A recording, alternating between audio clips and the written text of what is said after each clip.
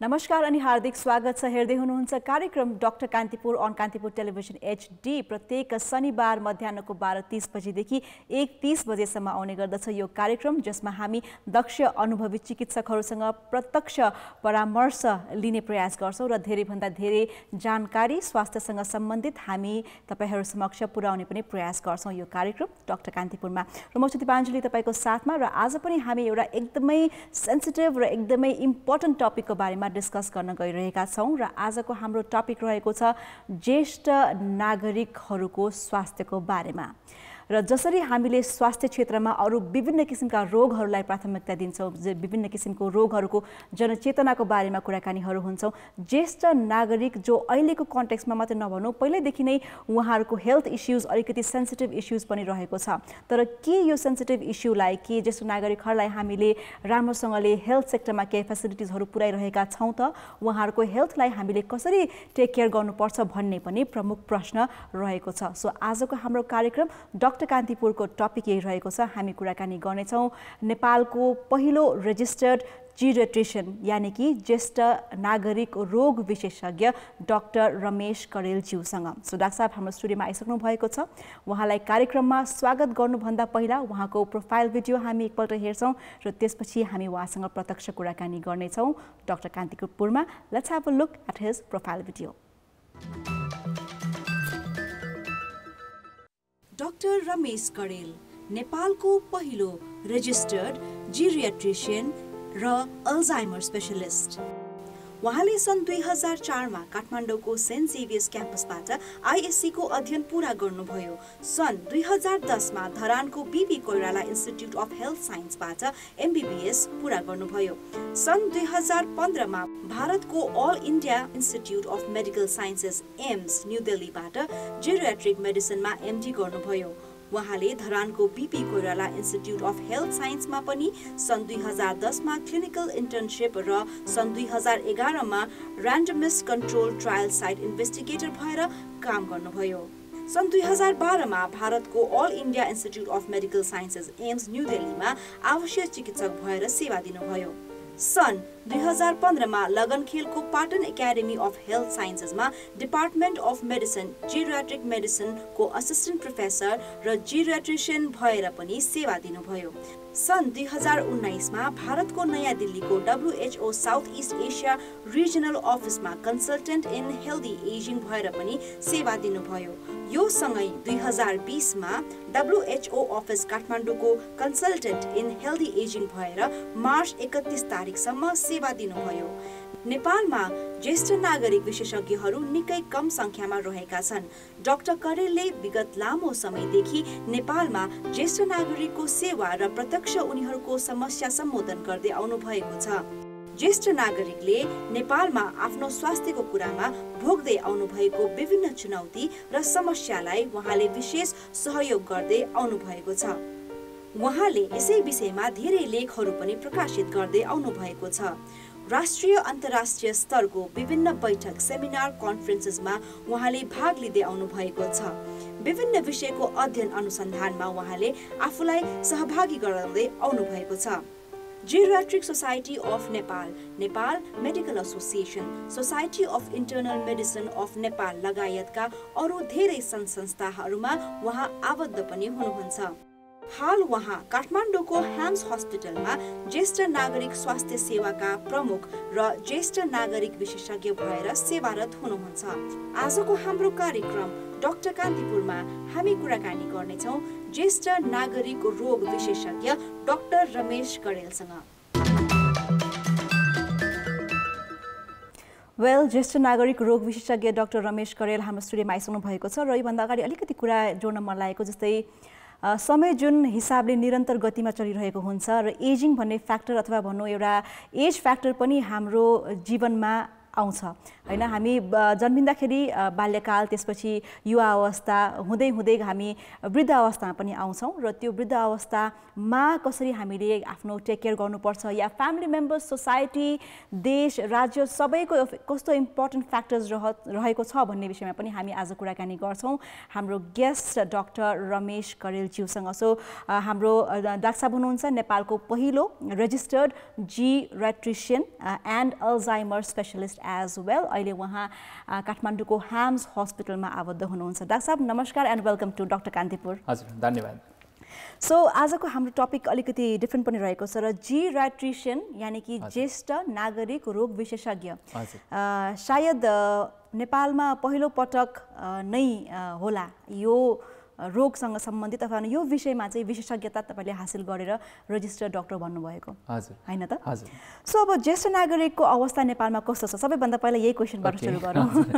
कस्तो छ भन्दा नेपालमा सुरुमा त कति ज्येष्ठ नागरिक छन् भन्ने कुरा हाम्रो लास्ट सेन्सस जनगणना अनुसार नेपालमा 9% ज्येष्ठ नागरिक छन् भनेपछि त्यो हिसाबले हेर्दा पनि 3 करोड जनसङ्ख्या मान्यो भने नेपालमा लगभग 27 देखि 30 लाख चाहिँ ज्येष्ठ नागरिकहरू नै छन्। नेपालमा हामीले बुझ्ने भनेको चाहिँ 60 वर्षभन्दा बढी उमेर समूहकालाई हामी ज्येष्ठ नागरिक भन्छौँ।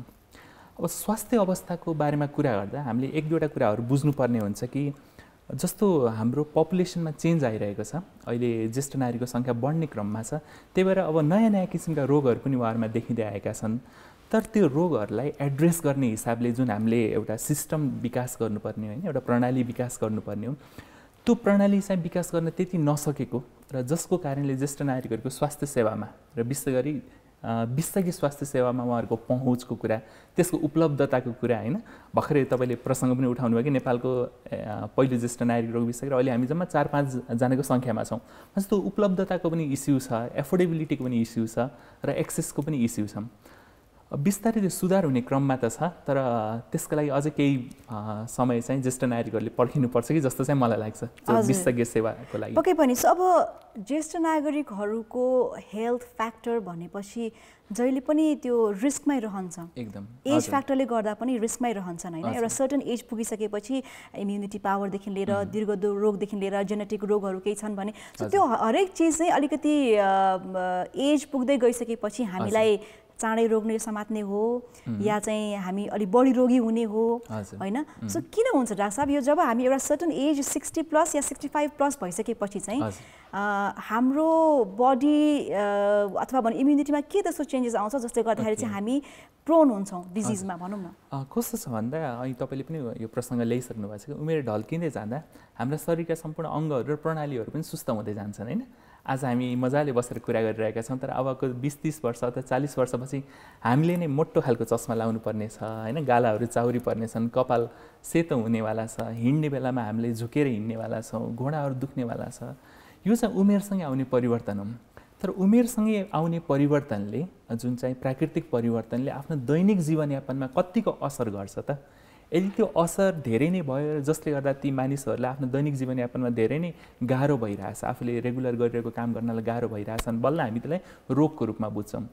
भनेपछि एउटा चाहिँ उमेरकै हिसाबले आउने परिवर्तन र अर्को चाहिँ तपाईँले सही भन्नुभयो कि रोगसँग लड्ने क्षमता, जसलाई हामी रोग प्रतिरोधात्मक क्षमता भन्छौँ, त्यसमा पनि कमजोरी हुँदै जान्छ र त्यसको ठुलो रिफ्लेक्सन त अहिले कोभिडको टाइममा हामीले देखि नै रहेछौँ।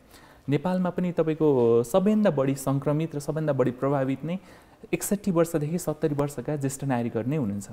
भनेपछि उमेरसँगै आउने परिवर्तन, शारीरिक तथा प्रणालीगत परिवर्तन र रोगसँग लड्ने क्षमता जसलाई हामी इम्युनिटी भन्छौँ, त्यसमा आउने परिवर्तनको कारणले विभिन्न किसिमका रोगहरू चाहिँ ज्येष्ठ नागरिकमा देखिन्छन्। हजुर। सो अब यहाँ अल्जाइमर स्पेशलिस्ट पनि हुनुहुन्छ होइन। सो अल्जाइमर भनिसकेपछि अलिकति हाम्रो मेन्टल हेल्थसँग रिलेटेड कन्टेक्स्ट पनि हो। र अर्को कुरा मलाई अलिकति इन्ट्रेस्टिङ पनि लागेको चाहिँ जति हामी एजिङ हुँदै जान्छौँ, जति हाम्रो एज हुँदै जान्छ, बिर्सिने बानी त्यो नेचुरली पनि नर्मली पनि कहिलेकाहीँ हुन्छ। टु सम एक्सटेन्ट त्यसलाई नर्मली मानिन्छ। पेन्सिल कहाँ राखे बिर्सिने या पेन कहाँ राख्ने, चस्मा टाउकोमा राखेर चस्मा खोज्ने, यो नर्मल लिन्छ। तर अब अल्जाइमरको स्टेजेस चाहिँ नि एज अनुसार फरक हुने हो, यसले केही साइन सिम्टम्स देखाउँछ डाक्टर साहब? यो अल्जाइमर भन्ने रोग चाहिँ कस्तो? ओके, एकदम शानदार प्रश्न गर्नुभयो। धेरै जस्तो कहिलेकाहीँ कम उमेरका मानिसहरू पनि मेरो डिमेन्सिया क्लिनिकमा आउनुहुन्छ, जसमा हामी मेमोरी सम्बन्धी काम गर्छौँ। त्यहाँ चाहिँ के भन्नु मैले पनि चाबी बिर्सिन्छु, कहिलेकाहीँ वालेटहरू बिर्सिन्छु, के मलाई अहिलेदेखि अल्जाइमर्स रोग लागेको त बिर्सने रोग लागेको त भन्नुहुन्छ र मैले उहाँलाई सान्त्वना दिएर पठाउनु पर्ने हुन्छ कि अल्जाइमर्स भनेको यस्तो किसिमका रोग हो, यसका लक्षणहरू यस्तो हुन्छन् र चाबी 1 दिन अथवा 2 दिन बिर्सनु भनेको अल्जाइमर्स चाहिँ होइन भनेर मलाई रिएस्योर गरेर चाहिँ पठाउनु पर्ने हुन्छ। कस्तो छ भने अल्जाइमर्सलाई सरसर्ती बुझ्दा चाहिँ यो भनेको बिर्सने रोग हो।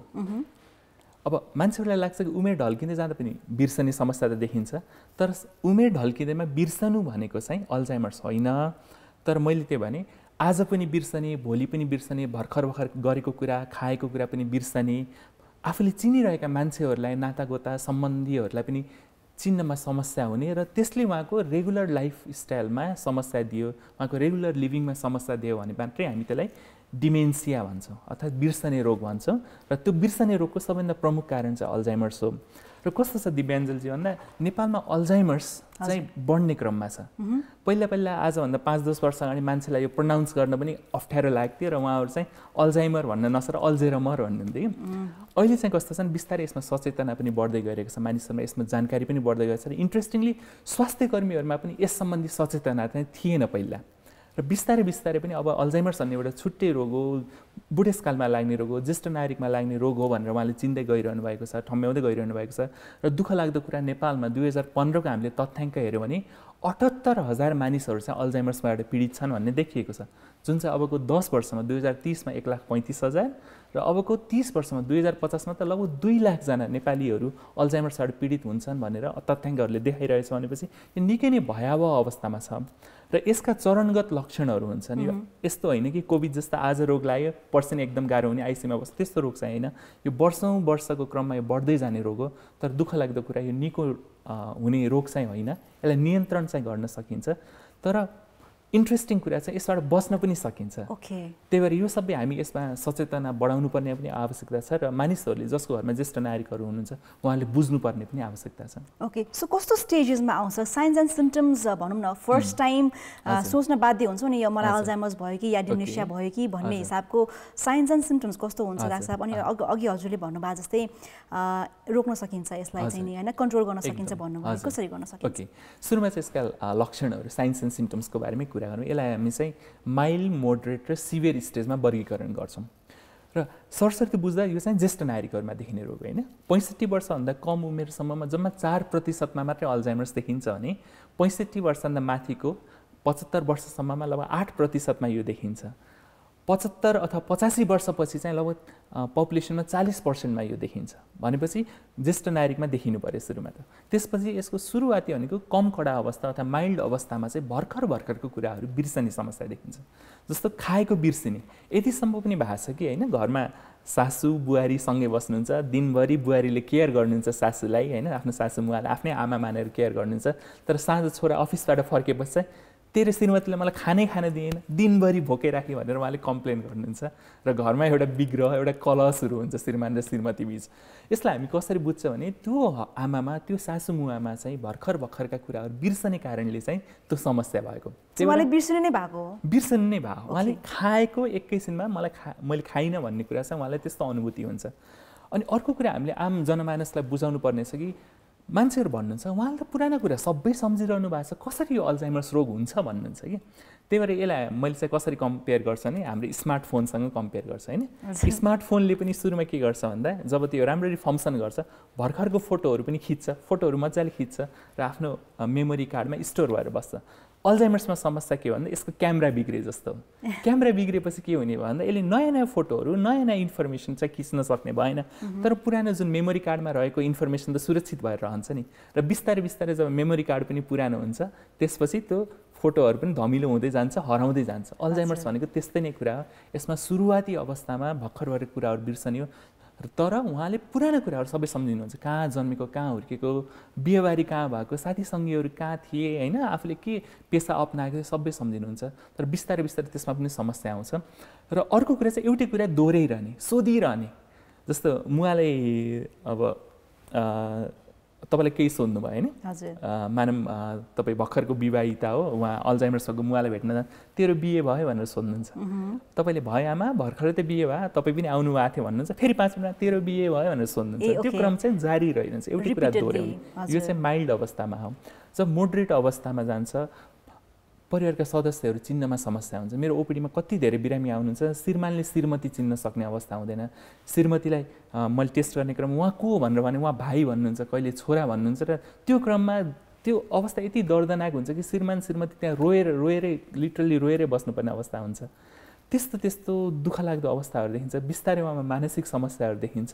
तर नेपालमा यस सम्बन्धी स्वास्थ्यकर्मीहरूमा पनि एवेरनेस नभएको कारणले सुरुवाती अवस्थामा परिवारका सदस्यहरूलाई पनि लाग्दैन, उहाँलाई के लाग्छ नि बुढो भयो बिर्सिहाल्छ नि भन्ने लाग्छ। तर जब मानसिक समस्याहरू पनि देखिँदै जान्छ, जब यो रोग बढ्दै जान्छ, अनि उहाँलाई यो त मान्छे त बौलाएछ, यसलाई त पागलपन देखियो भनेर चाहिँ यसरी लिइन्छ भने त्यही हिसाबले हामीले आम रूपमा जनचेतना चाहिँ बढाउनु पर्ने अवस्था छ। रोग जब एकदम एक्सट्रिम स्टेजमा जान्छ तब बिरामीहरू बोल्न सक्नुहुन्न, निल्न सक्नुहुन्न, खान सक्नुहुन्न।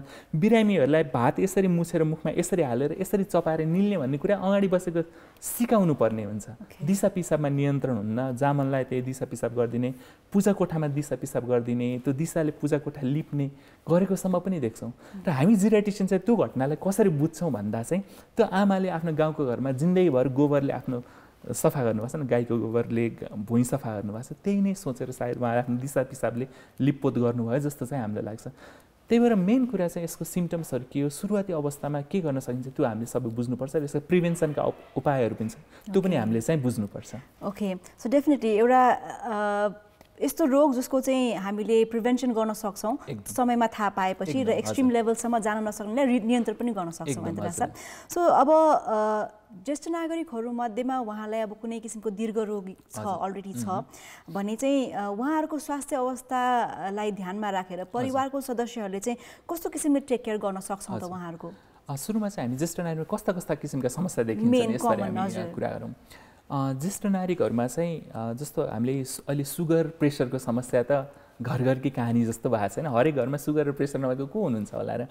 तर के हुन्छ भने 30-40 वर्षको उमेरमा सुगर र प्रेसर भइरहेको हुन्छ भने 50-60 कटेपछि त्यो सुगर र प्रेसरले उहाँहरूका शरीरका अन्य अङ्गहरूमा चाहिँ असर गरेको हुन्छ। जस्तो हृदयघात हुने, हार्ट एट्याक हुने सम्भावना भयो, त्यसै गरी स्ट्रोक हुने, पक्षघात हुने सम्भावना भयो, आँखा नदेख्ने होइन अन्धो हुने जसलाई हामी रेटिनोप्याथी भन्छौँ, त्यस्ता किसिमका समस्याहरू, हात खुट्टाहरू झमझमाउने, नसाहरूले काम नगर्ने त्यस्ता किसिमका समस्याहरू देखिन्छन्। र सबभन्दा अर्को पीडादायी अवस्था चाहिँ अब किडनीमा समस्या देखिने, जसको कारणले नियमित डायलाइसिस अथवा ट्रान्सप्लान्टेसन गर्नुपर्ने अवस्था आउँछ। त्यो चाहिँ विशेष गरी 40-50 कटेपछि नै आउँछ। भनेपछि ज्येष्ठ नागरिकहरूमा ती दीर्घ रोगहरूका जटिलताहरू बढी नै देखिन्छन् र त्यस्तै गरी मानसिक समस्या पनि एकदम बढी नै देखिन्छन्। विशेष गरी यो डिप्रेसनको समस्या, उदासीको समस्या भयो, आत्तिने रोग जसलाई हामी एन्जाइटी भन्छौँ, त्यो अहिले कोभिडको टाइममा हामीले घरमा बसेका ज्येष्ठ नागरिकहरूमा त्यो अनुभूत गर्न सक्छौँ। त्यस्ता समस्याहरू देखिन्छन् र आम रूपमा स्वास्थ्यकर्मीले रोग नमान्ने तर उहाँहरूलाई धेरै नै समस्या दिएका केही समस्याहरू चाहिँ देखिन्छन्। जस्तो कब्जियतको समस्या।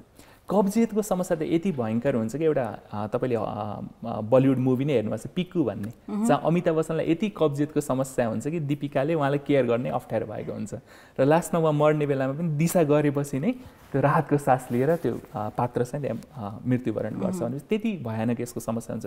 त्यस भोक कम लाग्ने समस्याहरू भयो, हाड जोर्नीहरू दुख्ने समस्या भयो होइन, निन्द्रा नलाग्ने हामीले घरमा पनि देखिरहेको हुन्छ। हजुरबा हजुरआमा जो 80-90 वर्षको उमेरमा हुनुहुन्छ उहाँहरू 10 बजे सुत्नुहुन्छ तर राति 2 बजे उठ्नुहुन्छ, जहाँ सारा संसार सुतिरहेको हुन्छ उहाँ चाहिँ उठिरहनुहुन्छ, छटपटिरहनु भएको हुन्छ। त्यसरी हाड जोर्नीहरू दुख्ने समस्या, ढाड दुख्ने, गर्दन दुख्ने समस्याहरू, पिसाब चुहिने समस्याहरू विशेष गरी हाम्रो हिल्ली रिजन्समा अथवा पहिलाको महिलाहरूमा जसले मल्टिप्यारिटी धेरै बच्चाहरू जन्माए उनीहरूमा आङ खस्ने समस्या, पिसाब चुहिने समस्या, पुरुषहरूमा प्रोस्टेटको समस्याको कारणले कुनै एउटा छोटो जर्नी हिँड्दा पनि होइन गाडी रोकिरहनु, मलाई पिसाब गर्न उत्रिनुपर्छ भने उत्रिरहनु पर्ने समस्या, महिलाहरूमा त्यस्तै समस्या। तर यी यावत समस्याहरू चाहिँ ज्येष्ठ नागरिकहरूमा चाहिँ देखिएको छ। अब यसमा कमनेस्ट कुरा गर्दा चाहिँ त अब उहाँहरूको स्नायु सम्बन्धी, नर्भस सिस्टम सम्बन्धी अल्जाइमर्सको रोगहरू, मानसिक समस्याको रूपमा डिप्रेसनका रोगहरू, त्यस्तै अन्य शारीरिक समस्याहरू चाहिँ देखिरहेका छन् र अहिले चाहिँ कोभिडलाई त हामीले छुटाउनै भएन। डेफिनेटली। सो एउटा अलिकति मलाई एड गर्न मन लागेको कुरा चाहिँ जस्तै ज्येष्ठ नागरिकहरूको प्रपर केयर होइन, ज्येष्ठ नागरिक फ्रेन्डली पार्कहरू भयो, जस्तै अब हामी विदेशमा देख्छौँ, नेपालमा सायद देख्दैनौँ। तर हामीले जस्तै अब रिसेन्टली चाहिँ भक्तपुरमा चाहिँ ज्येष्ठ नागरिकलाई फ्रेन्डली एउटा जिम, ओपन जिमको कन्सेप्ट आएको थियो होइन। सो उहाँहरूको मेन्टल कन्डिसन हुन्छ नि, जस्तै एज हुँदै गइसकेपछि एउटा मान्छे मोरली डाउन हुन्छ, बिकज 30 वर्ष 40 वर्ष जागिर खाइरहेको हुन्छन्, रिटायर भइसकेपछि एकैचोटि घरमा बस्नु होइन, घरमा बस्दाखेरि अब सधैँ काम गरिरहेको अपडेट भइरहेको मान्छे, साथी फ्रेन्ड सर्कल्सहरू अपडेट भइरहेको मान्छे एकैचोटि घरमा बस्दाखेरिको किसिमको त्यो मोरली बिस्तारै बिस्तारै डाउन हुँदै गइसकेपछि होइन उहाँलाई चाहिँ कस्तो इम्प्याक्ट पर्छ जस्तो लाग्छ डाक्टर साहब यहाँलाई? कस्तो हुन्छ नि यो मानसिक समस्या चाहिँ बढी नै देखिन्छ, आत्तिने समस्या, एकलपनको समस्या। अब एक दुईवटा कुराले चाहिँ त्यसलाई असर गरिरहेको हुन्छ। एउटा चाहिँ जिन्दगीभर घरको मुली भएर बसेको मान्छे, अराएर बसेको होइन, राज गरेर बसेको जुन हामी भन्छौँ नि, त्यस्तो गरेको मान्छे 60-70 वर्षको उमेर कटेपछि चाहिँ के भइदिन्छ भन्दा ऊ कसैको अन्डरमा बस्नुपर्छ, छोराको अन्डरमा, छोरीको अथवा बुहारीको अन्डरमा बस्नुपर्दा उसलाई चाहिँ के हुन्छ नि त डिमोटिभेटेड भइरहेको हुन्छ कि मान्छे, किनभने आफ्नो रोल नै रिभर्स भएको नि। आफू सबैलाई अर्डर गरेर बसेको मान्छे अब अरू कसैको अन्डरमा बस्नु परेपछि उहाँहरूलाई एउटा त्यो मानसिक तनावको अवस्था चाहिँ सधैँ रहिरहन्छ। अर्को कुरा चाहिँ कस्तो हुन्छ भन्दा उमेर ढल्किँदै गएपछि रोगहरू थुप्रिँदै जान्छन् होइन। आज हामी निरोगी होला तर 80-90 वर्षको उमेरमा मलाई कुनै पनि रोग लाग्दैन भने हामी ढुक्क भएर बस्न सक्ने अवस्थै हुँदैन नि त। भनेपछि त्यो रोगहरू पनि देखिने। अनि अर्को चाहिँ आफ्नो फ्रेन्ड सर्कल पनि पातलो हुँदै जान्छ। अहिले मसँग होइन, अहिले हामी फेसबुकको फ्रेन्डलाई रियल फ्रेन्ड मान्दैन, हामी समाजमा जति मान्छेसँग घुलमिल हुनसक्छ तिनी रियल फ्रेन्डहरूको सङ्ख्या पनि घट्दै गइरहेको हुन्छ। हामी सायद 80-90 वर्षको उमेरमा पुग्दा आज हामी जोसँग आफ्नो दैनिक गुजारा गर्छौँ, आफ्ना साथी सङ्गी भन्ने, तिनीहरू पनि त्यो अवस्थामा पुग्ने, उनीहरू पनि शारीरिक रूपमा कमजोर हुने त्यो समस्या देखिन्छ। अर्को चाहिँ मृत्यु हुने होइन, 80-90 वर्षको उमेरमा आफ्नो फ्रेन्ड सर्कलमा धेरै मान्छेहरू चाहिँ मरिरहेको हुन्छन्। 100 वर्ष कटेको मान्छेको त साथी भन्ने, आफ्नो पुरानो साथी भन्ने त कोही पनि हुँदैन हाम्रो समाजमा। अनि प्लस कस्तो हुन्छ, जिन्दगी सँगै निर्वाह गरेको, सँगै बिताएको आफ्नो श्रीमती अथवा श्रीमानको पनि मृत्यु हुने अवस्था रहन्छ 80-90 अथवा 100 वर्षको उमेरमा। त्यो सबै कुराहरूले गर्दा चाहिँ उहाँहरूमा मानसिक समस्या देखिन्छ र डिप्रेसनको समस्या, उदासीको समस्या चाहिँ निकै नै ठुलो समस्या छ। तर दुःख लाग्दो कुरा के छ भने डिप्रेसनका जस्ता कम उमेरमा लक्षणहरू देखिन्छन् त्यो अलि फरक किसिमका लक्षणहरू, पृथक किसिमले ती लक्षणहरू देखेको हुनाले कहिलेकाहीँ त्यो रोगहरू आइडेन्टिफाई नहुने। मैले 1-2 जना बिरामीहरू हुनुहुन्छ जो चाहिँ मेरोमा चाहिँ पुरै शरीर दुख्छ, मलाई निन्द्रा लाग्दैन भनेर आउनुहुन्छ होइन। भनेपछि उहाँको शरीर दुख्नुको पछाडि चाहिँ डिप्रेसनको कारण पनि भइरहेको हुन्छ। भनेपछि ती लक्षणहरूलाई आइडेन्टिफाई गर्न सक्ने हामीले हेल्थ रिसोर्सेसहरू चाहिँ तयार गर्नुपर्ने हुन्छ, किनभने समस्या निकै नै भयावह छ। हजुर, पक्कै पनि। र आजको हाम्रो टपिक हामी कुराकानी गर्दैछौँ डाक्टर रमेश करेलज्यूसँग, नेपालको फर्स्ट रेजिस्टर्ड जिरियाट्रिसियन हुनुहुन्छ उहाँ, र एल्जाइमर स्पेसलिस्ट र ज्येष्ठ नागरिक को स्वास्थ्य र उहाँहरूलाई हुन सक्ने रोगहरूको बारेमा आज हामी डिस्कस गर्दैछौँ।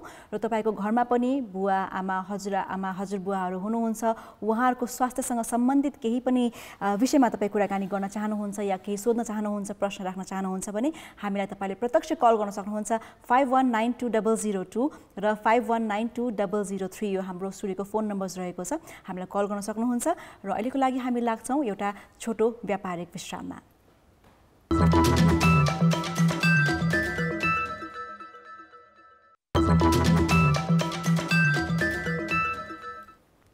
All right, welcome back. हेर्दै हुनुहुन्छ कार्यक्रम doctor Kantipur live, Kantipur television एचडीमा, र आज हामी कुराकानी गर्दैछौँ नेपालको फर्स्ट रेजिस्टर्ड जिरियाट्रिसियन यानि कि ज्येष्ठ नागरिक रोग विशेषज्ञ र अल्जाइमर स्पेशलिस्ट डाक्टर रमेश करेलज्यूसँग। सो यतिखेर आई थिङ्क हाम्रो टेलिफोन लाइनमा कलर पनि आइसक्नु भएको छ। फर्स्ट कलर हुनुहुन्छ उहाँ, को हुनुहुन्छ, कहाँबाट स्वागत गरौँ? Hello hello. अलराइट, हामीलाई कल गर्ने नम्बर्स 51920002 र 51920003 रहेका छन्। र आज हामी कुराकानी गर्दैछौँ ज्येष्ठ नागरिकहरूको हेल्थको बारेमा। सो उहाँको फोन लाइन चाहिँ डिस्कनेक्ट भएको छ, but in the meantime हामी डाक्टर साहबलाई क्वेसन्सहरू पनि केही रहेका छन् हामी जुन राख्न चाहन्छौँ। सो अब एज फ्याक्टर त इम्पोर्टेन्ट छँदैछ होइन, हामी सबैजना त्यो अवस्थामा सायद एक न एक दिन त पुग्छौँ नै, 100% पुग्छौँ होइन। र हामीले अब एज वाइज अथवा भनौँ हाम्रो घरमा ज्येष्ठ नागरिकहरू फ्यामिली मेम्बर्स हुनुहुन्छ भने उहाँहरूको लाइफस्टाइल होइन, उहाँहरूको खानपिनमा चाहिँ हामीले कस्तो ध्यान पुर्याउनु पर्छ, एउटा कुरा त्यो भयो। र अर्को चाहिँ मलाई एड गर्न मन लागेको, हाम्रो सोसाइटीको संस्कार, हाम्रो हामी जुन संस्कारमा हामी हुर्केको छौँ, सायद हजुरआमाले कुचो लाउँदै गरेको देख्यौँ भने हामी दौडेर गएर हातबाट त्यो कुचो खोज्छौँ होइन, पाप चढाउनु भयो भनेर, त्यस्तो किसिमको एउटा संस्कार छ भनौँ न, सभ्य संस्कार छ हाम्रो होइन।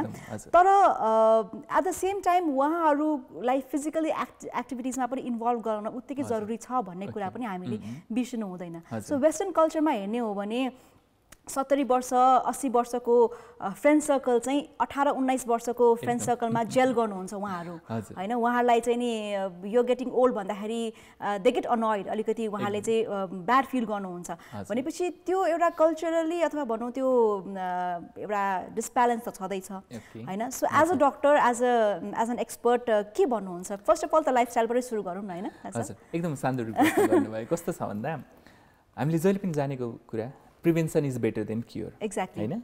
रोग लागेर त्यसको उपचार गर्नुभन्दा रोग लाग्न नदिनु नै बुद्धिमत्ता हो भने हामीले भन्छौँ। अनि हामी अर्को पनि सानोमा हामी स्टिच इन टाइम सेभ्स 9 भन्छौँ नि हैन। सानो च्यातिएको छ भने त्यति बेलै सिलायो भने सजिलो हुन्छ, पुरै च्यातिएपछि एकदम गाह्रो हुन्छ। स्वास्थ्य पनि त्यस्तै हो। त्यो स्वास्थ्यलाई पूर्ण रूपमा च्यातिन नदिन अथवा जब ठुलो रोगमा त्यसलाई रूपान्तरण हुन नदिने के गर्न सकिन्छ भन्ने कुरा चाहिँ म भोलि पर्सि ज्येष्ठ नागरिक भएपछि म अहिले 35-40 वर्षको मान्छे, म 60-70 वर्ष हुँदा कस्तो हुने भन्ने सम्पूर्ण कुरा चाहिँ आफ्नै हातमा हुन्छ हैन। हाम्रो समाजले के भन्छ नि, युवाहरूले त ढुङ्गा चपाएर पनि पचाइदिन्छन् भन्छ हैन। अनि त्यस कारणले धेरै जस्तो युवा अवस्थामा चाहिँ धुम्रपान, मद्यपान, ड्रिङ्क गर्ने, स्मोकिङ गर्ने कुराहरू हुन्छ नि। किनभने त्यसले 30-40 वर्षको उमेरमा कुनै समस्या दिँदैन। जब तपाईँ 50-60 वर्षको उमेरमा लाग्नुहुन्छ त्यसले गर्दा नै सुगर, प्रेसर, छातीको क्यान्सर, दम रोग जस्ता देखिन्छन्। त्यही भएर भोलि पर्सि म कस्तो हुने, म दीर्घरोगी भएर पीडामा जीवन बिताउने कि मेरो उत्तर जीवनका पछिल्ला दशकहरू त्यसरी बिताउने कि होइन म स्वस्थ भएर एकदम एक्टिभ भएर हैन म 80 वर्षको उमेरमा पनि म 60 वर्षको जस्तो देखिएर यङ देखेर म बाँच्न सकौँ भनेर सोच्ने जिम्मा चाहिँ व्यक्तिको नै हो सुरुमा। त्यही भएर अब त्यसलाई इम्प्रुभ गर्नलाई के गर्न सकिन्छ भने सुरुमा चाहिँ कुलतहरूबाट टाढा बस्नै पर्ने हुन्छ।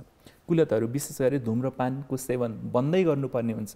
अब हाम्रो इन्डिया नेपालमा कल्चर यो सुर्तीहरू खाने पनि छ हैन, टोब्याको च्युइङ छ, त्यसलाई पनि पूर्ण रूपमा रोक्नु पर्यो किन त्यसले मुखका विभिन्न किसिमका रोगहरू, हाम्रो डेन्टल हाइजिनकै कुरा छ। दाँत यदि हाम्रो दाँत स्वस्थ भएन भने बुढेसकालमा माछा कसरी खाने त, अथवा सारा कुराहरू कसरी खाने? तर दाँतको स्वास्थ्यलाई हामीले मेन्टेन गर्न सक्यो भने पछि हामी चाहिँ लिटो खाएर बस्नुपर्ने अवस्था आउँदैन नि त। त्यो कुराहरू भयो। त्यसै गरी फिजिकल एक्टिभिटी एकदम महत्त्वपूर्ण हुन्छ हाम्रो समाजमा। अहिले तपाईँले एउटा उदाहरण पनि दिनुभयो होइन, जस्तो घरमा सासु आमा र बुहारी हुनुहुन्छ र सासु आमाले कुचो लाउन थाल्नु भने छिमेकीहरूले हेर त बुहारीले आमालाई काम लगाई भनेर चाहिँ त्यो हिसाबले लिन्छन्। तर त्यो समाजले कसरी लिन्न भन्दा त्यत्रो 80 वर्षको सासु मुवाले पनि कति मजाले आफै कुचो लाउन सक्नुहुने रहेछ, कति शारीरिक रूपमा स्वस्थ हुनुहुने रहेछ भनेर सोच्नु पर्यो। त्यही भएर हामीले ज्येष्ठ नागरिकहरूलाई कसरी सोच्ने भन्ने हाम्रो जुन सोचाइ छ त्यसमै चेन्ज गर्नुपर्ने हुन्छ। र हामी ज्येष्ठ नागरिक रोग विशेष गरी के भन्छ, जति सको जति उहाँको शारीरिक अवस्थाले भ्याउँछ, मानसिक अवस्थाले भ्याउँछ, काम गर्न दिनुहोस्। उहाँलाई घरमा आइडियली नराख्नुहोस्। उहाँहरू आधा घन्टामा घर वरिपरि टहलिएर आउँछ भने तपाईँ बुढो हुनुभयो सक्नुहुन्न भनेर उहाँलाई मानसिक रूपमा र शारीरिक रूपमा डिमोटिभेट नगरौँ। त्यही भएर फिजिकल एक्टिभिटी जति उहाँ शारीरिक रूपमा सक्रिय हुन सक्नुहुन्छ उहाँलाई त्यो गर्न दिउँ है। अब रोगको अवस्थाले अथवा अन्य कुनै डिसेबिलिटीको कारणले सक्नु भएन भने त्यसमा हेल्प गर्ने कुरा फरक छँदैछ। एउटा म सानो इक्जाम्पल पनि दिन चाहन्छु। म सिकागो एयरपोर्टमा नेपाल फर्कने क्रममा एयरपोर्ट टर्मिनलमा थिएँ। त्यहाँ एउटा 80 वर्ष जस्तो देखिने आमा चाहिँ दुईटा गरुङ्गो झोला लिएर हिँडिरहनु भएको थियो। अब हाम्रो समाजमा त के छ भने ज्येष्ठ नागरिकहरूलाई हेल्प गर्नुपर्छ होइन, त्यो हामीलाई पूर्वीय दर्शनले सिकाएको। जब म उहाँहरूको नजिकै क्यान आई हेल्प यु भनेर गएको त उहाँ मसँग यसरी रिसाउनु भयो कि उहाँलाई के लागेछ भन्दा मैले त्यसरी सोध्नु भनेको आफू डिसेबल छु, कसैले म कमजोर छु भन्ने सोच्यो र मलाई हेल्प गर्न खोज्यो भन्ने सोच्नुभयो र मैले गाली खानु पर्यो। तर मैले भित्रभित्र सोचेँ कि यसरी पो हो त ज्येष्ठ नागरिकहरूलाई इन्डिपेन्डेन्ट राख्ने आफ्नो डेली एक्टिभिटिजमा, र त्यसको लागि सुरुवात चाहिँ कम उमेरबाटै गर्नुपर्ने हुन्छ। अर्को चाहिँ डाइटको ठुलो भूमिका आउँछ होइन। हाम्रो समाजमा यति धेरै ट्याबुजहरू छन्, फुड ट्याबुजहरू छन्। बुढो भएपछि यो खानु हुँदैन, दाल पचाउन सक्दैन, मासु पचाउन सक्दैन, दही खायो भने त घुँडा दुख्छ, खोकी लाग्छ, दुध खायो भने डायरिया हुन्छ भन्ने किसिमका सोचहरू छन्। र हाम्रो सायद पूर्वीय संस्कृतिमा पनि त्यो होला कि माछा मासु खानुलाई पापको रूपमा लिइन्छ होइन। र कतिपय एथनिक कम्युनिटिज विशेष गरी ब्राह्मण कम्युनिटिजमा त बुढेसकालमा माछा मासु खायो भने अरूले उहाँलाई जिस्काउँछ नि, बुढो भएर पनि मासु खान्छ, अन्डा खान्छ भनिन्छ। तर यो सबै हाम्रो ट्याबुजहरू, यसलाई हामीले बुझ्नु अत्यन्त आवश्यक छ।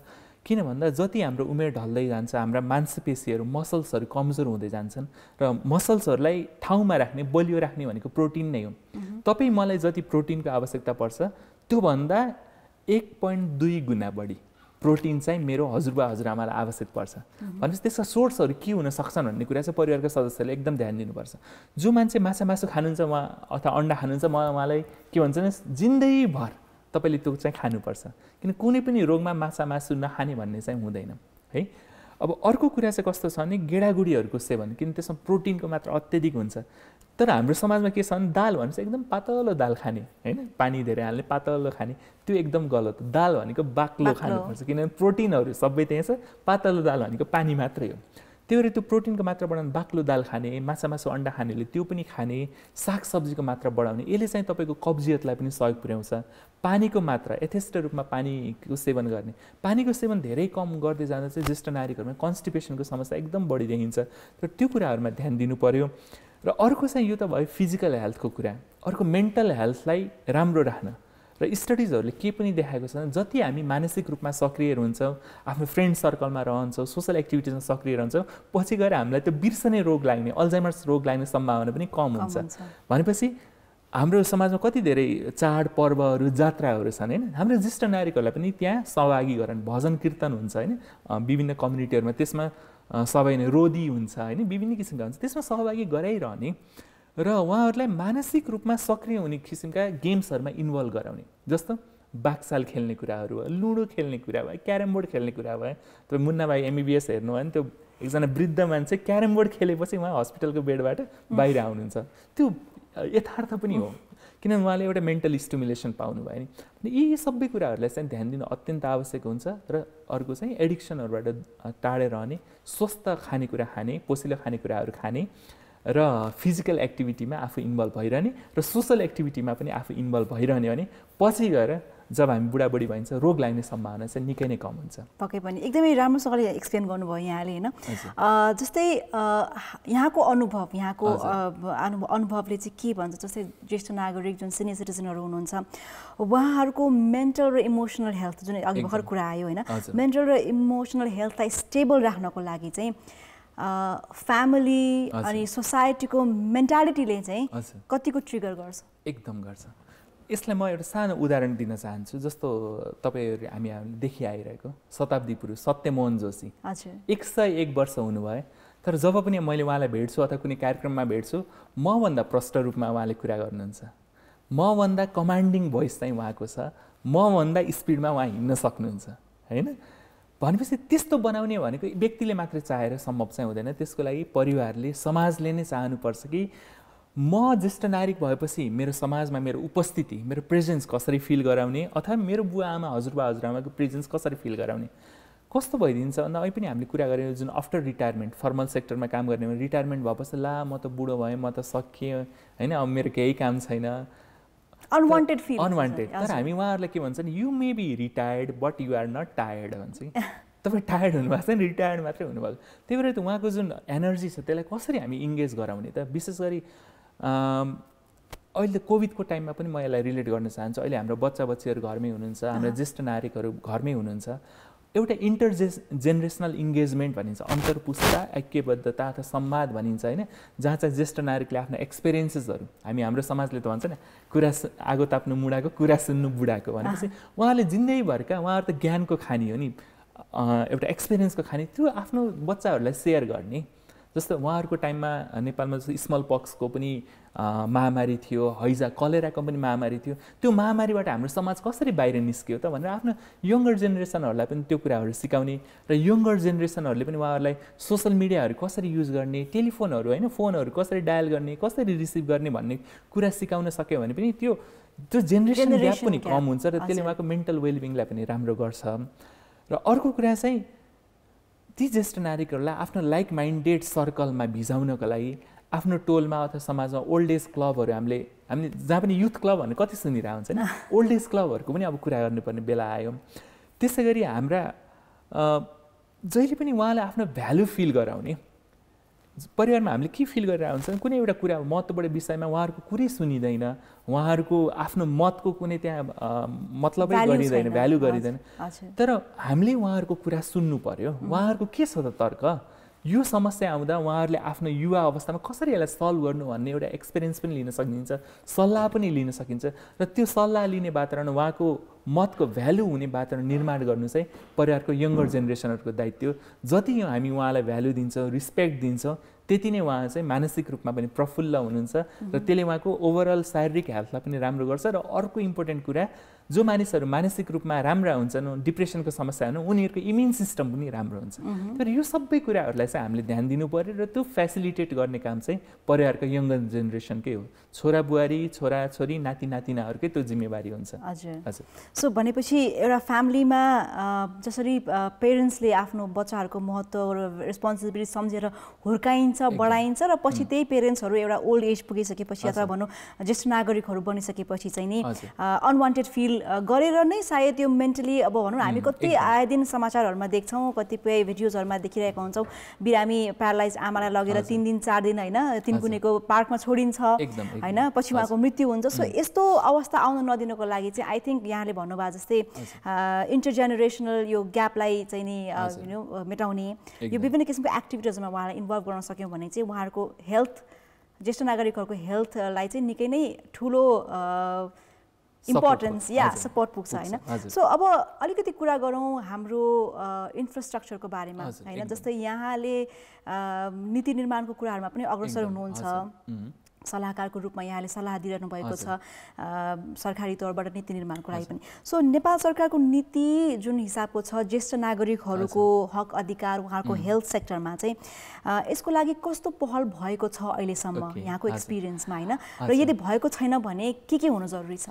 एकदम हजुर। म विगत 6 वर्षदेखि नेपालमा एज अ ज्येष्ठ नागरिक रोग विशेषज्ञ कार्यरत छु र हल्का सिनेरियो चाहिँ चेन्ज हुँदैछ। मान्छेहरू अब सेन्सिटाइज हुँदैछन् होइन, ज्येष्ठ नागरिकहरूको समाजमा भूमिका कस्तो हुन्छ र उहाँहरूलाई कसरी हामीले स्वस्थ राख्ने, उहाँहरूलाई कसरी स्वस्थ मात्रै भने सक्रिय राख्ने, हामी हेल्दी एजिङ र एक्टिभ एजिङ भन्छौँ, कसरी सक्रिय राख्ने भन्ने कुरामा केही सकारात्मक कदमहरू चालिएका छन्। त्यही क्रममा चाहिँ म तपाईँहरूसँग सेयर पनि गर्न चाहन्छु। नेपालको हिस्ट्रीमा फर्स्ट टाइम यो ज्येष्ठ नागरिक सम्बन्धी राष्ट्रिय रणनीति बन्दैछ र म त्यो ड्राफ्ट गर्न गइरहेको छु। त्यो जिम्मेवारी नेपाल सरकारले दिएको छ, त्यसको लागि म धन्यवाद पनि दिन्छु।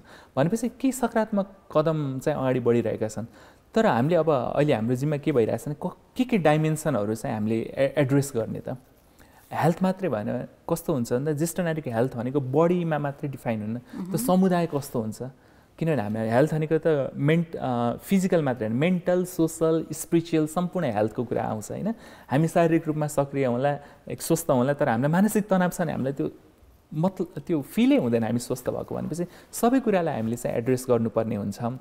र तपाईँले भनेको कुरालाई म कहाँ जोड्न चाहन्छु, जुन पूर्वाधारको कुरा अहिले कन्सेप्ट, ग्लोबल कन्सेप्ट कस्तो छ भने age friendly cities and communities भन्छौँ कि है। हामीले जति पनि विकास निर्माणका पूर्वाधारहरू बनाउँछौँ, ती पूर्वाधारहरू ज्येष्ठ नागरिक मैत्री छन् कि छैनन्। आजमा हामीले 10 लेनको रिङ रोड त बनायो, तर त्यो रिङ रोड क्रस गर्न सक्ने अवस्था छ कि छैन। त्यो 70-80 वर्षको उमेरमा कान कम सुन्ने, आँखा कम देख्ने, घुँडा दुख्ने समस्या भएको ज्येष्ठ नागरिकहरूले त्यो रिङ रोड क्रस गर्न सक्नुहुन्छ कि सक्नुहुन्न। त्यहीमै हामीले एड्रेस गर्न खोजिरहेका छौँ कि हामी सम्पूर्ण पूर्वाधारहरू बनाउँदा, भवन बनाउँदा, इभन घर बनाउँदा त्यो पछि आफू बुढेसकालमा पुगेपछि त्यो कति आफूलाई फ्रेन्डली हुन्छ, त्यो घरमा म तलमाथि गर्न सक्छु कि सक्दिनँ। भनेपछि यसमा नयाँ कन्सेप्ट जिरियाट्रिक इन्जिनियरिङको कन्सेप्ट छ, त्यो कन्सेप्टलाई पनि हामीले यसमा इन्कर्पोरेट गर्न गइरहेका छौँ। भनेपछि होलिस्टिक डकुमेन्ट बन्नेवाला छ। एक्ज्याक्टली। सो जुन हिसाबले यहाँले हामीलाई एक्सप्लेन गर्नुभयो त्यो हिसाबले हामीले कल्पना गर्दाखेरि पनि सायद मेबी अबको 5-10 इयर्स या 15 इयर्समा चाहिँ नि एउटा ज्येष्ठ नागरिक फ्रेन्डली हिसाबको इन्फ्रास्ट्रक्चर होइन बन्ला, घर पनि हामी त्यो हिसाबले निर्माण गर्नलाई भन्ने पहल छ। र यो विषयमा हामी एकछिनपछि फेरि कुनै कुराकानी गर्छौँ। डाक्टर साहब, अहिलेको लागि हामी लाग्छौँ एउटा छोटो व्यापारिक विश्राममा। हेर्दै हुनुहुन्छ कार्यक्रम doctor Kantipur on Kantipur television HD र आज हामी कुराकानी गर्दैछौँ नेपालको फर्स्ट रजिस्टर्ड जिरियाट्रिसियन यानि कि ज्येष्ठ नागरिकको रोग विशेषज्ञ र अल्जाइमर स्पेशलिस्ट डाक्टर रमेश करेलज्यूसँग। We shall be right back, keep watching.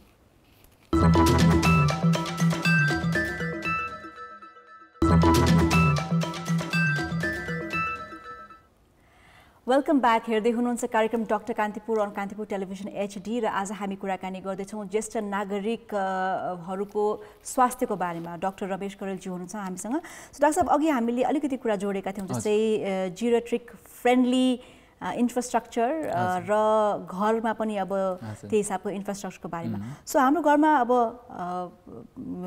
Elderly पिपलहरू हुनुहुन्छ होइन ठुलो बडा व्यक्तिहरू हुनुहुन्छ भने घरको इन्फ्रास्ट्रक्चरलाई चाहिँ हामीले कसरी ध्यान दिन सक्छौँ उहाँहरूको सेफ्टीको लागि हजुर ओके निकै नै इन्ट्रेस्टिङ क्वेसन लाग्छ मलाई यो चाहिँ हजुर किन भन्दा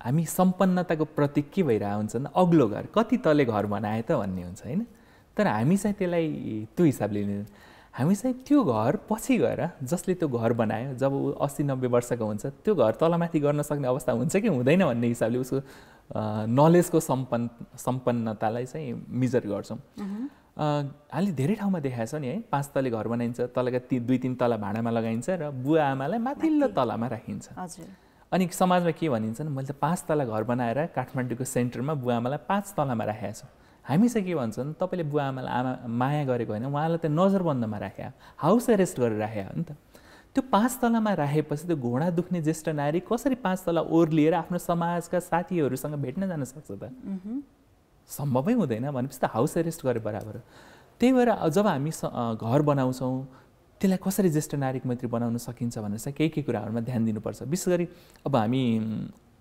भुइँकै कुराबाट सुरु गरौँ न हजुर हामी के हेर्छौँ भन्दा चिल्लो टायल चिल्लो मार्बल राख्ने सोचिरहेको हुन्छ होइन तर त्यो चिल्लो टायल त्यो चिल्लो मार्बलमा मोजा लागेको ज्येष्ठ नागरिक जुत्ता लागेको ज्येष्ठ नागरिकको चिप्लेर लड्ने सम्भावना कति हुन्छ भने हामी सोच्छौँ कि सोच्दैनौँ भन्ने कुरा चाहिँ महत्त्वपूर्ण त्यही भएर टाइलहरू खस्रो किसिमको टाइलहरू राख्नु पऱ्यो नन स्किडी टाइलहरू राख्नु पऱ्यो घरमा स्किडी टाइल छ भने पनि त्यसमाथि विभिन्न किसिमको म्याट्रेसहरू राख्न सकिन्छ जसले त्यसलाई नन स्किडी बनाउन सकिन्छ त्यस्तै घर फ्लोरमा भएको कार्पेटहरू पनि चिप्लिने खालको हुनु भएन घरमा भएको फर्निचरहरू पनि स्किड गर्ने खालको हुनु भएन किनभने हामी त मजाले हिँड्छौँ तर ज्येष्ठ नागरिकहरू हामी घरमा देख्छौँ केही समाएर मात्रै हिँडिरहनु भएको छ त्यही भएर त्यो जस्तो विशेष गरी कुर्सीहरू तल गुड्ने खालको कुर्सीहरू राख्यो भने त्यो कुर्सीमा सपोर्ट लिँदा त्यसमा लड्ने चान्स एकदम हुन्छ त्यो कुराहरू हामीले ध्यान दिनु नन स्किडी फर्निचरहरू उहाँहरूको रुममा राख्नु पर्यो अनि अर्को के छ भन्दा हामीले घरमा सायद बिजुली बचाउने उद्देश्यले हो कि अथवा के टोयलेटमा जहिले पनि कम वाटको बल्ब राखिरहेको हुन्छ होइन एकदम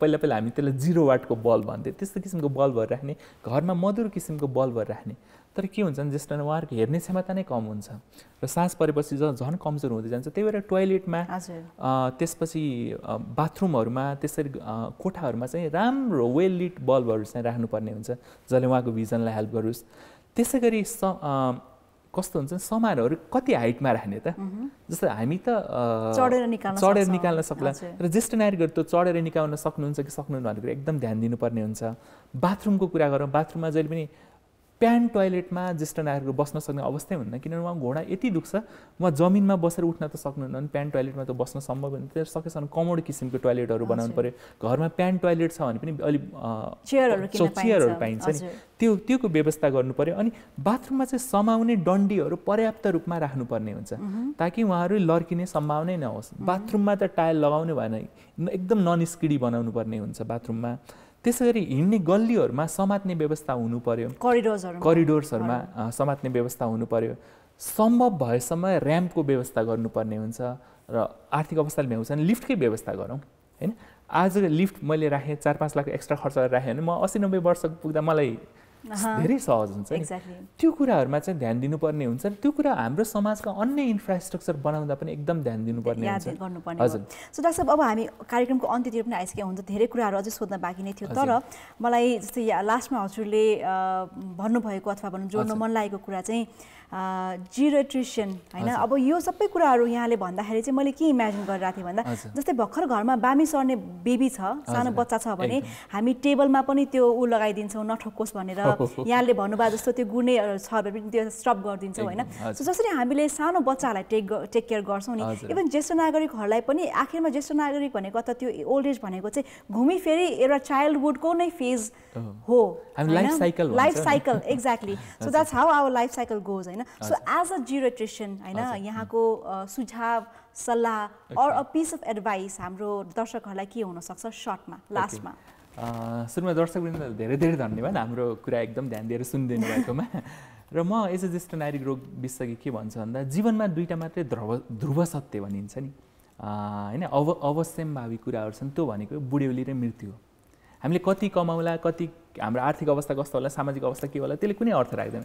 हाम्रो बुढ्यौली जीवन कतिको सुखद हुन्छ त। जब हामी 80-90 वर्षको उमेरमा पुग्छ कि हाँसेर हामीले जिन्दगी बिताउनु पर्ने हुन्छ कि दिनदिनै गाली अवहेलना सहेर रोएर बिताउनु पर्ने हुन्छ, पीडामा बिताउनु पर्ने हुन्छ, त्यो कुरा महत्त्वपूर्ण हुन्छ। र हामी मृत्युभन्दा अगाडि हाम्रो अवस्था कस्तो हुन्छ त, हामी पीडामै बस्नुपर्ने हुन्छ कि हामी चाहिँ एकदम पीडारहित मृत्यु हामीले मृत्युवरण गर्न पाउँछौँ। र त्यसको लागि तयारी गर्ने भनेको अहिले नै हो। हामी जब हामी 40-50 वर्षको उमेरमा छौँ त्यसको लागि तयारी गर्नुपर्छ। र सुरुमा चाहिँ ज्येष्ठ नागरिकहरूको स्वास्थ्यलाई प्राथमिकताको सूचीमा राख्नै पर्ने हुन्छ। हामीले आफ्नो रिसोर्सेस एलोकेट गर्दा जसरी हामी बालबच्चाको स्वास्थ्यको लागि हामी रिसोर्स एलोकेट गर्छौँ, ज्येष्ठ नागरिकहरू घरमा भएको बुवा आमा हजुरबा हजुरआमाको स्वास्थ्यको लागि पनि ती रिसोर्सहरू एलोकेट गर्नुपर्ने हुन्छ। र अर्को कुरा चाहिँ ज्येष्ठ नागरिकको स्वास्थ्यको सम्बन्धमा सचेतना चाहिँ बढाउनु पर्ने हुन्छ। आफूले कहाँबाट त्यो नलेज गेन गर्न सकिन्छ, नलेजहरू बढाउँदै गयो भने चाहिँ के हुन्छ भन्दा सुरुवाती अवस्थामै त्यो रोग ठुलो हुनुभन्दा अगाडि, जटिल हुनुभन्दा अगाडि ती लक्षणहरूलाई हेरेर यो रोग लाग्न लाग्यो है भनेर हामीले ठम्ब्याउन सक्यो भने एक त ती ज्येष्ठ नागरिकहरूलाई पनि पछि गएर पीडा कम हुन्छ र अर्को चाहिँ हाम्रो रिसोर्सेसहरू पनि बच्छ। त्यही भएर आम रूपमा चाहिँ ज्येष्ठ नागरिकहरू स्वास्थ्यलाई ध्यान दिउँ र अहिलेको अवस्थामा चाहिँ कोरोनाबाट उहाँलाई बचाउन भगमद्दुर प्रयास गरौँ।